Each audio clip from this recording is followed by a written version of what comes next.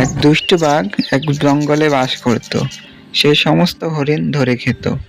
একদিন হঠাৎ একটা হরিণকে আক্রমণ করলো। বাহ, এই হরিণটা তো অনেক স্বাস্থ্যবান এবং মোটা।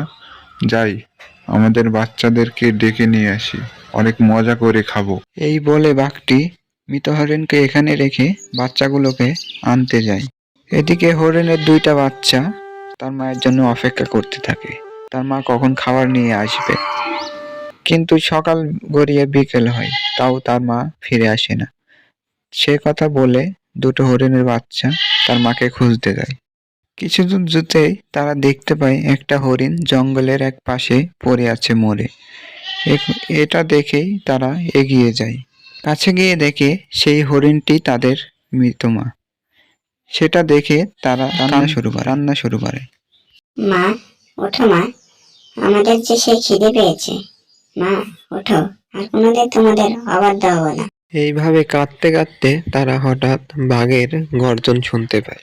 বাঘের গর্জন শুনতে পেয়ে হরিণের ছানা দুটো ঝাড়ের মধ্যে লুকিয়ে পড়ে।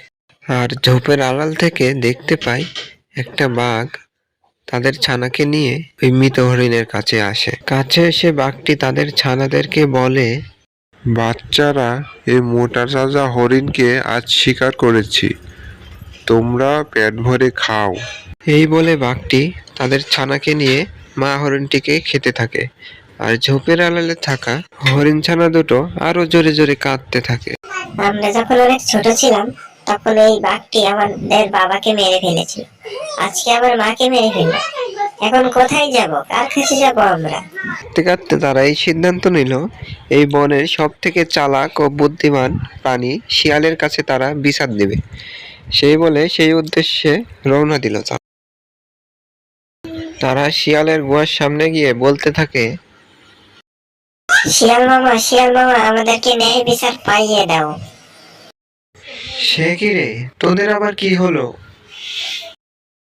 সেই দুষ্ট বাঘটা আমার বাবাকে মেরে ফেলেছিল, আজকে আমার মাকেও মেরে ফেলেছে।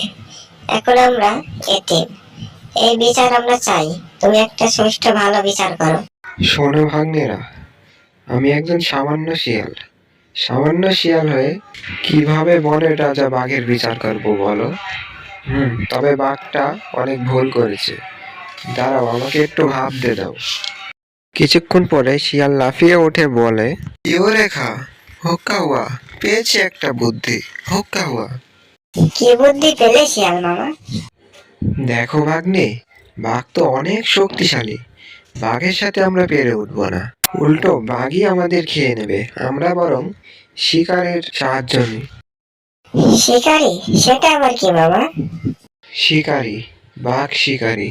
পাশের গ্রামে একজন মানুষ থাকে, সে বাঘ শিকার করে।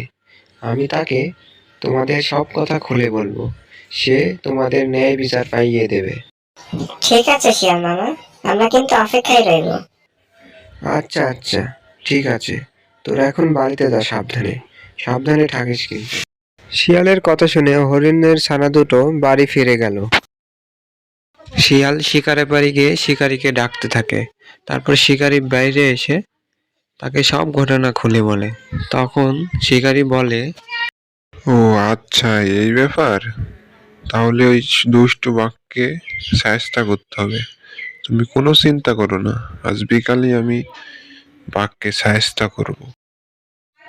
আচ্ছা শিকারী ভাই, আমি তাহলে চললাম, গিয়ে দেখি ভাগ্নে দুটো কিছু খেয়েছে কিনা। এই কথা বলে শিয়াল মামা চলে যায়। আর শিকারী বিকাল বেলা বের হয় বাঘ শিকার করতে।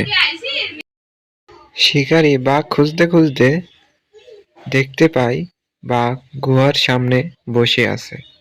সেটা দেখেই শিকারী তীর দিয়ে বাঘের পায়ে আঘাত করে।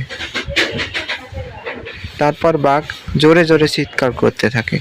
তারপর শিকারী বাঘের সামনে এসে বলে, দুষ্টু বাঘ, এই হাতের তীর তোর মুখে যেয়ে লাগবে, আমার হাতেই তোর মৃত্যু আজ। শিকারী ভাই, আমাকে ক্ষমা করে দাও, আমার যে ছোট ছোট চারটা বাচ্চা আছে, তারা যে না খেতে পেয়ে মরে যাবে, ওরা কিভাবে বাঁচবে? আমাকে ছেড়ে দাও প্লিজ। গতকাল যে একটা হরিণকে আক্রমণ করে মেরে ফেললি, তার যে ছোট ছোট দুটো বাচ্চা আছে, তুই কি জানিস তারা এখন কিভাবে বাঁচবে? শিকারি ভাই, এবারের মতন আমাকে ক্ষমা করে দাও। তুমি যা শাস্তি দেবে আমি মাথা পেতে নেব।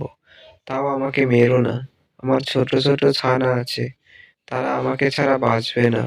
তারা না খেয়ে মরে যাবে। প্লিজ আমাকে ক্ষমা করে দাও এবারের মতো। তোকে ছাড়তে পারি, তবে আমার একটা শর্ত আছে। কি শর্ত শিকারি ভাই? তুই যে হরিণকে মেরে ফেললি, তার দুটো বাচ্চা আছে, তাদের সমস্ত দায়ভার তোকে নিতে হবে। তাদেরকে লালন পালন করতে হবে, যাতে অন্য কেউ তাদেরকে ক্ষতি না করতে পারে। বল, তুই কি রাজি? আমি রাজি শিকারি ভাই। কিন্তু তুই আর তোর বাচ্চারা মিলে যদি হরিণের ছানা দুটোকে খেয়ে নিস, তাহলে?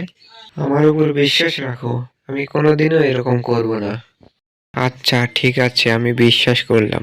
আর যদি এমন কিছু হয় তাহলে আমার এই তীর দিয়ে তোদেরকে মেরে ফেলবো। ঠিক আছে শিকারি ভাই।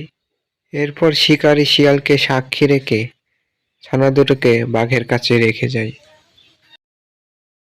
বাঘ তার বাচ্চাগুলোকে ডেকে বলে, আজ থেকে হরিণ ছানাগুলো দুটি তোমাদের বন্ধু, ওদেরকে কোনো আঘাত করবে না। যাও, একসাথে খেলা করো।